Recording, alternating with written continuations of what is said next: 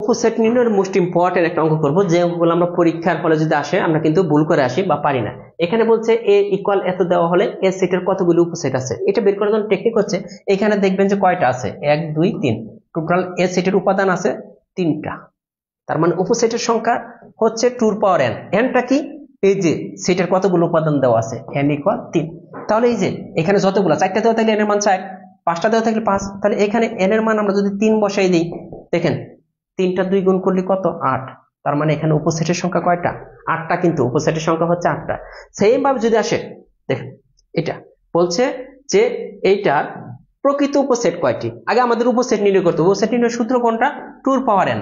এখানে কয়টা, 1 2 3 4, n এর ভ্যালু আছে 4, তার মানে 2 এর পাওয়ার 4। 2 এর পাওয়ার 4 মানে কত, 2 2 দুগুণে 4, 4 দুগুণে 8, 8 দুগুণে 16, 16 হলো উপসেট।